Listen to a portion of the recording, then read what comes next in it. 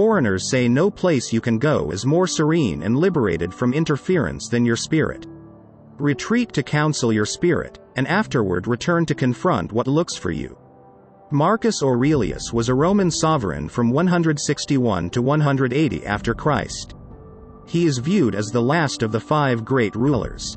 During his time, he composed a progression of self-portraying compositions known as contemplations, in which he reliably pushed for the quest for quietness in life, while his reflections frequently underscored the significance of rising early and making the most of every opportunity. He additionally featured the meaning of carving out the opportunity to pull out deep down and find quiet. Because of his records, we have a sensible idea of what his evening schedule would have been like.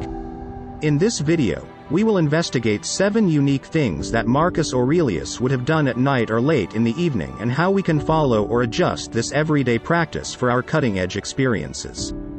The main thing I request from you is not to skirt this video in any capacity. Assuming you're here, see yourself as not the same as the greater part of the population and view yourself as a special case. Currently, behave like one and skirt no section. Thank you.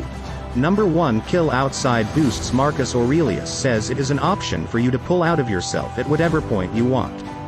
It is realized that Marcus Aurelius used his nights to separate. While he is especially known for his way of thinking, encouraging us to experience every day as though it were the last, he additionally had faith in making opportunities to track down retreat inside his brain to recharge himself. He did this as a way to free himself. Balance among work and individual life. It's unavoidable that we get back feeling depleted, overpowered, and focused on our evening routine, which typically includes getting up to speed with virtual entertainment, sitting in front of the TV, or endeavoring to answer those latest possible moment messages. We want to decrease the boosts and clean up our psyches. Accordingly, your evening schedule ought to be the time you commit to yourself. This probably implies taking out a large number of the nighttime exercises you've become acquainted with and replacing them with new ones that will genuinely help you. Separate yourself and put the spotlight on yourself. This implies making it lights out time for your innovation to some degree, 30 minutes before you hit the sack, and looking for serenity. This can be pretty much as basic as a directed 5-minute reflection. A body filter or breathing activity can assist with quieting an overactive psyche and tuning into your actual body. This kind of contemplation can be a retreat inside ourselves, and the effect of integrating it into your evening schedule can be inconceivably beneficial. Reflection is known to diminish tension, further develop temperament, and fundamentally upgrade rest. Your sleep time routine ought to be a respite from the bustling scene and a retreat to your quiet self while enjoying television programs. Long-distance races, playing computer games, spending time with companions, or looking at online entertainment could appear as though an individual is taking a break. These exercises don't assist you with attaining serenity. As a matter of fact, they keep you from tracking it down. Keeping in mind that rest is significant, it frequently isn't sufficient to re-establish you following a feverish day. A genuinely loosening up evening schedule necessitates including something that permits your perception in life. The Stoics accepted that the 2 best minutes for reflection were in the first part of the day and around evening time, planning for the impending day by writing down your viewpoints in a morning diary and surveying the day that has passed. Marcus Aurelius composed his contemplations, determined to survey his routine and considerations to achieve individual lucidity. He kept a consistent watch on his everyday activities and decisions. The Stoics underscored the significance of being aware of one's own decisions and featured the meaning of setting aside time towards the end of every day to survey what occurred as a method for turning out to be more mindful in general. This isn't intended to be an act of judgment, but rather a merciful survey that will direct you to make better choices later on.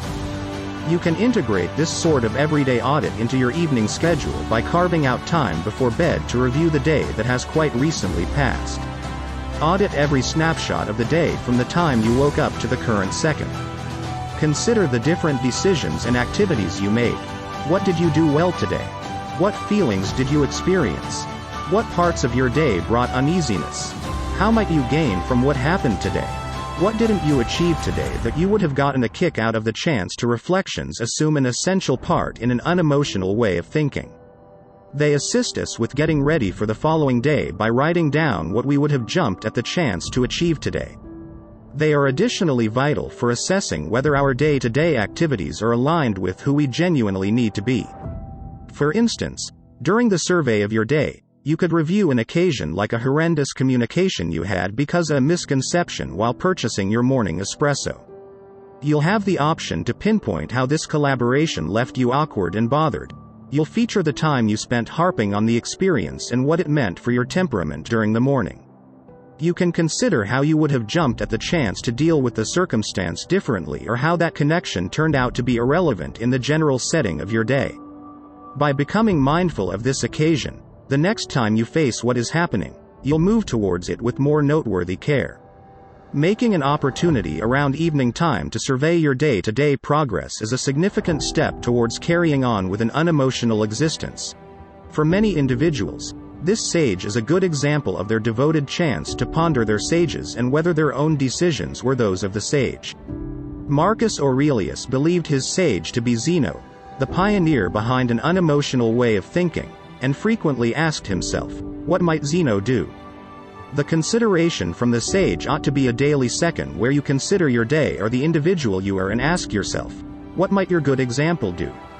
Your good example could be somebody you know or simply an idea of an ideal individual. It's critical to have a reasonable meaning of this individual so you can reflect if your activities line up with your good example as a component of your evening routine.